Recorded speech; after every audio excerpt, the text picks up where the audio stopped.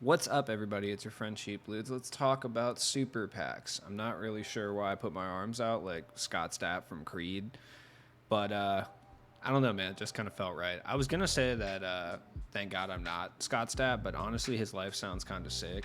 He did have to do like double team things with Kid Rock though, and that kind of sounds unsavory and not very cleanly and also gross. That's how you get hepatitis. I definitely don't want that. That doesn't sound fun at all. So, hey, he does have a lot of money, though. Does Creed still tour? That's an excellent question. Honestly, I'm going to research that while in the throes of this market video. So, just if you want to know, wait till the end. I'll find out. But we got Season 7 Super Packs, and as was predicted, they're not worth it at all. Somehow, still only a 36% chance to get a Dark Matter from these VC only Super Packs, which is crazy when you think about the fact that there's only 1198 overalls in here, and I don't even feel like counting the amount of dark matter. So the odds just really aren't, it's not mathing, honestly. Like, it's just not. It doesn't make a whole lot of sense. Don't worry, you get a guaranteed dark matter if you buy 21 of these packs, but I'm sure that it's going to be 9 times out of 10 a small point guard or a next player. You're actually better off buying this thing. You shouldn't. You realistically shouldn't buy either of them. If you're going to spend the VC, though, I mean, at least get the guaranteed invincible. You can at least pick it. You can go get T-Max, so that's what's up. Every Dark Matter released in Season 7 is in these packs. Now, as many times as I screech and tell you not to buy them, the reality is people are going to buy them. That's just how it is. It's unfortunate, but it's a reality that we live in, so whatever. All of these cards are going to flood the market in some way, shape, or form. At this point, I feel like no one's even opening these for the chance at pulling like an Invincible or an Endgame, since you can just like literally go buy an Invincible right now if you want to. It's just pure gambling addiction at this point. Like, let's just be real. Let's call it what it is. But if you've had your eye on any particular players, now is a good time to pick them up, obviously, ahead of Season 8, because they're all going to be super, super cheap. Like someone like Glenn Robinson, for instance, like I'll pay $7,000 for him for sure.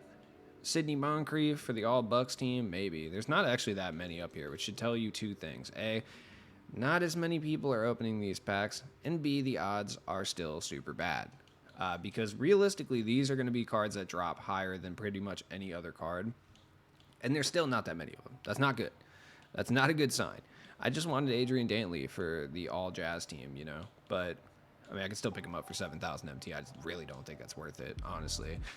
So, yeah, Elgin Baylor's a bunch of him.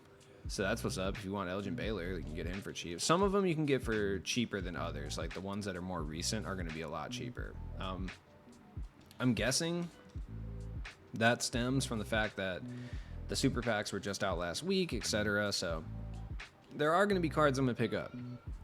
Jason Kidd, unfortunately, is like one of the more expensive ones. It's like everyone's trying to build like an all DUI team like I am. I can't imagine I've inspired that many people to build criminal squads, but maybe I have. Maybe my reach is bigger than I anticipated in regards to building criminal team builders. I doubt it. Draymond was never charged, but I think I'm going to make an exception and put him on the squad because he did kind of commit felonious assault, even though he wasn't really charged for it. So he might actually be like a legacy addition to the squad. Not very cheap though. I'm kind of bummed out at like the actual price of these rush cards because I did anticipate them being a bit cheaper than they actually are.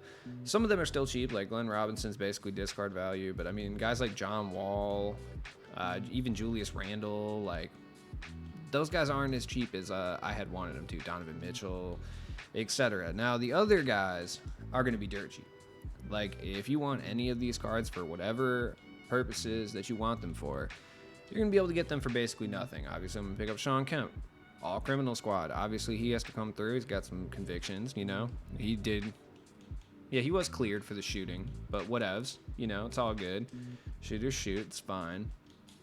But there's going to be cards that are still kind of on the more expensive side, like Ralph Sampson for sure.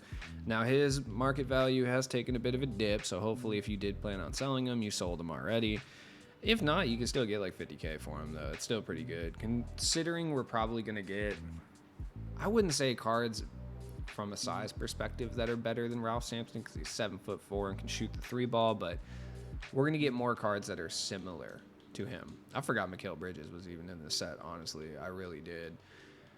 Glorious guys, yeah, I'll probably pick up Chris Middleton while he's super, super dirt cheap.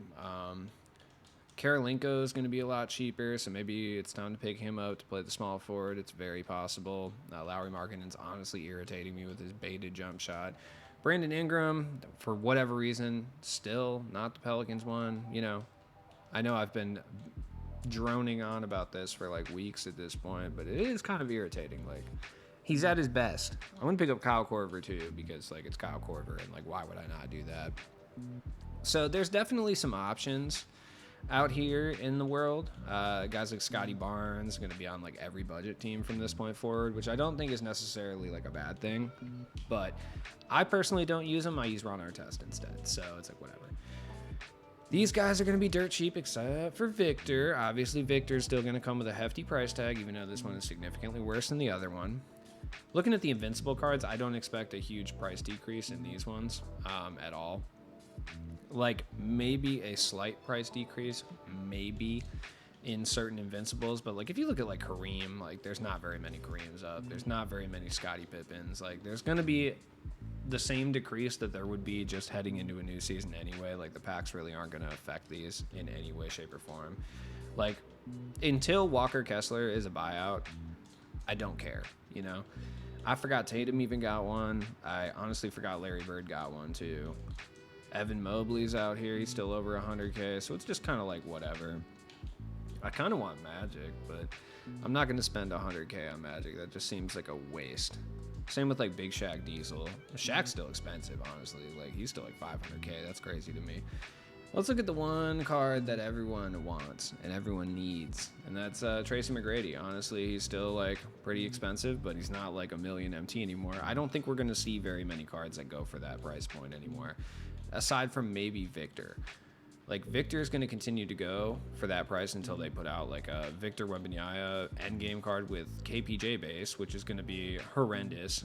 Like, I'm not excited for that in any way, shape, or form. But I do know it's coming. You know, it's like realism and stuff. So it's not something I'm excited for, but it's going to happen. Even he's struggling to clear 1 million with the new season coming up. And this is a card that's going to be not only usable, but like a top tier small forward, power forward for like literally the remainder of the year. Like, I don't think there's going to be a point in the month and a half left in this game's lifespan where this dude isn't like a top tier card. It's just not going to happen, right? He's good.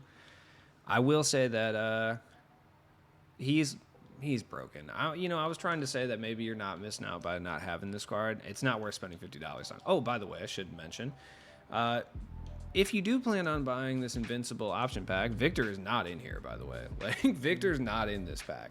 None of the cards like that are from this set are in there, just so you're aware. I mean, you would have to just go buy this one, which it still exists anyway, so it doesn't really matter. But like, yeah, you're not getting it from here. You got to get it from here. I just want to point that out because people are going to like open this expecting Victor to be in there, and he's not going to be in there. You're going to have to go spend 200K VC on Victor in a different way.